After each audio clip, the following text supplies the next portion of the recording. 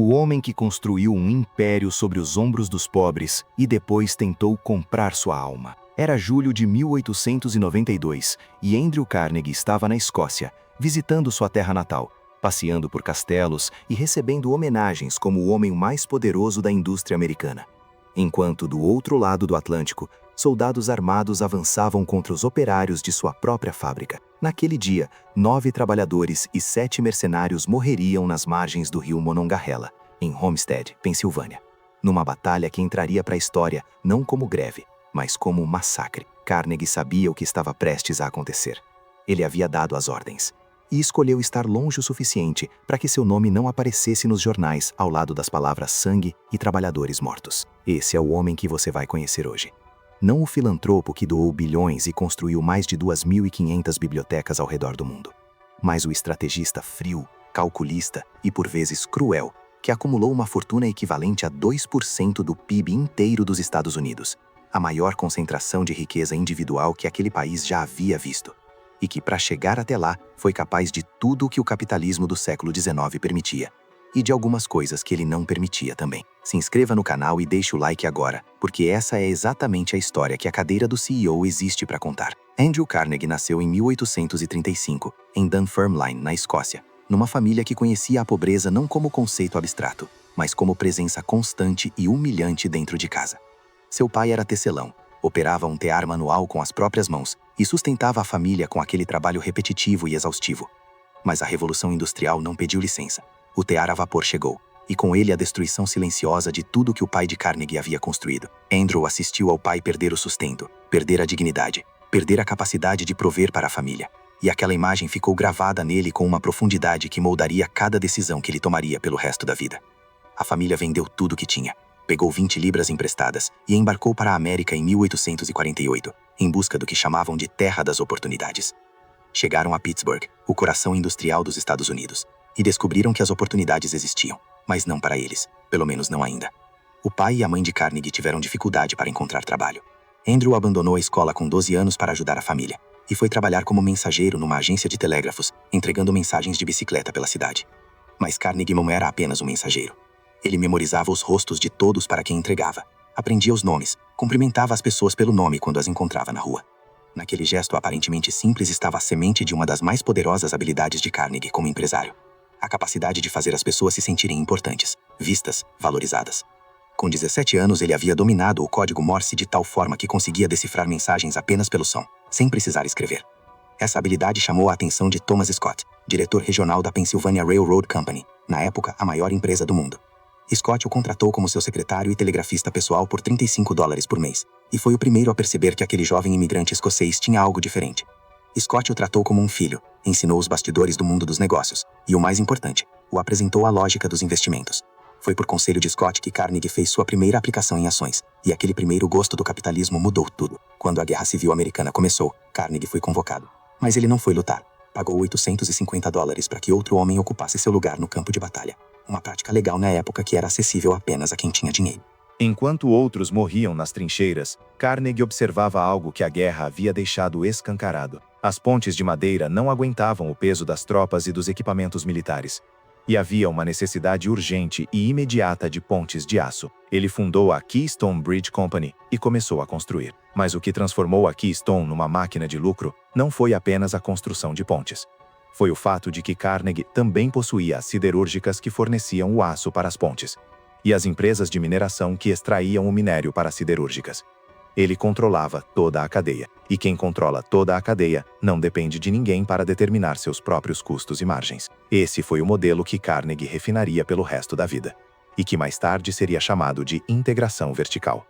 Um conceito que ele não inventou, mas que aplicou com uma precisão que poucos na história do capitalismo conseguiram replicar. A descoberta que mudaria o mundo chegou em 1856, quando o engenheiro Henry Bessemer desenvolveu um conversor que permitia produzir aço em escala industrial pela primeira vez na história. Antes de Bessemer, o aço era caro, raro e difícil de produzir em grandes quantidades. Depois de Bessemer, o aço se tornaria o material estrutural do mundo moderno, das ferrovias aos arranha-céus que redefiniriam para sempre o horizonte das grandes cidades. Carnegie enxergou isso antes de quase todo mundo e se moveu com uma velocidade que seus concorrentes não conseguiam acompanhar. Ele construiu as primeiras usinas siderúrgicas modernas dos Estados Unidos. Contratou os melhores engenheiros e arquitetos disponíveis no mercado e tornou-se obcecado com eficiência de uma forma que beirava o fanatismo. Cada processo era analisado, medido, otimizado. Cada centavo de custo operacional era perseguido como se fosse o único centavo que restava.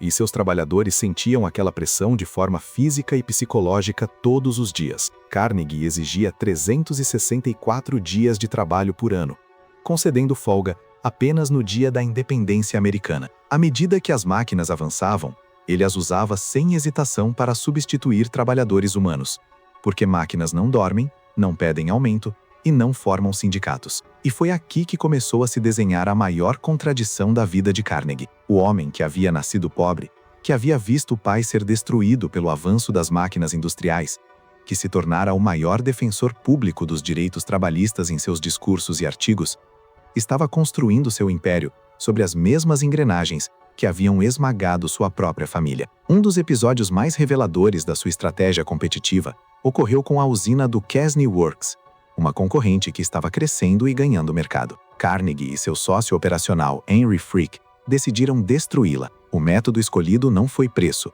não foi inovação, não foi qualidade superior.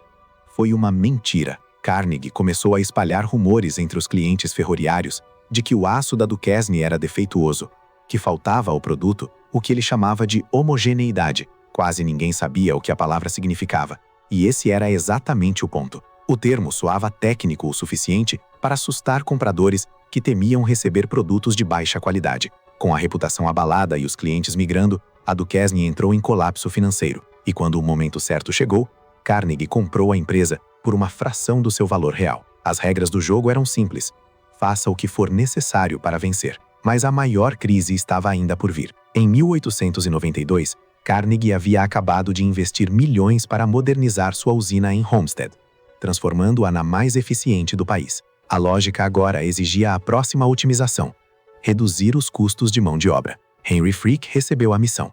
Ele anunciou cortes de salários e aumento de jornada para trabalhadores que já operavam em condições perigosas.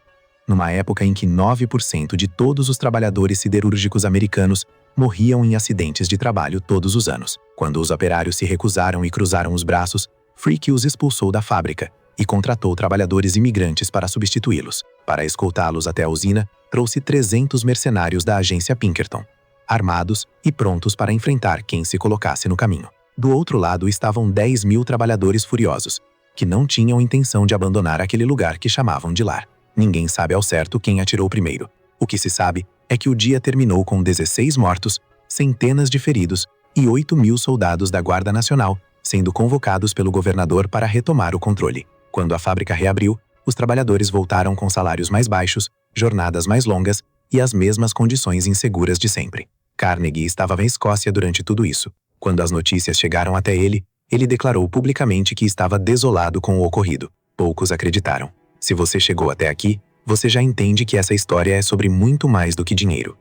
Deixa o like e compartilha esse vídeo, porque o que Carnegie fez depois do massacre de Homestead é tão perturbador quanto o próprio massacre. Com a reputação destruída e o peso moral daqueles mortos sobre seus ombros, Carnegie continuou expandindo. Em 1900, suas usinas produziam mais aço do que todo o Reino Unido. No ano seguinte, o banqueiro J.P. Morgan, que construía seu próprio império industrial, decidiu que queria comprar Carnegie Steel. Carnegie pegou um pedaço de papel, escreveu o número que aceitaria e enviou por meio de Charles Schwab, presidente da empresa. J.P. Morgan leu o valor, que era de 480 milhões de dólares, e aceitou sem negociar. Naquele momento, Andrew Carnegie se tornou o homem mais rico do mundo. Tinha quase 70 anos. E então fez algo que nenhum homem daquela posição havia feito antes com aquela escala. Parou completamente. Cortou todos os vínculos com os negócios e dedicou os 18 anos restantes de sua vida a distribuir toda a sua fortuna. Não para a família, não para herdeiros, para o mundo. Mais de 2.500 bibliotecas construídas em cidades de todo o planeta. A Carnegie Hall, em Nova York, inaugurada em 1891, doada como espaço musical público e batizada com seu nome apenas após sua morte, por decisão do conselho da instituição, não por desejo próprio. Fundações educacionais, institutos de pesquisa, projetos de paz internacional. Carnegie morreu em 1919, em Lenox, Massachusetts. tendo distribuído a quase totalidade de sua fortuna ainda em vida. A pergunta que aquela história deixa não tem resposta fácil. Um homem pode comprar a redenção depois de construir um império sobre o sofrimento alheio. Carnegie doou mais do que qualquer pessoa havia doado antes, mas os trabalhadores de Homestead não viram um centavo daquilo. As bibliotecas foram construídas com dinheiro que passou pelas mãos de homens que trabalharam 364 dias por ano, que perderam dedos e pulmões dentro das usinas, que foram baleados por mercenários quando tentaram pedir condições dignas. Essa é a cadeira do CEO, o lugar onde as decisões maiores da história dos negócios são tomadas, onde estratégia e moralidade se encontram, e onde o legado de um homem é medido não apenas pelo que ele construiu, mas pelo preço que outros pagaram para que ele chegasse lá. Aqui na cadeira do CEO, toda semana uma história como essa é analisada com a profundidade que ela merece. Se inscreva no canal, ative o sino e deixe o like agora, porque o próximo vídeo pode ser exatamente a história que vai mudar a forma como você enxerga o mundo dos negócios e as pessoas que o constroem.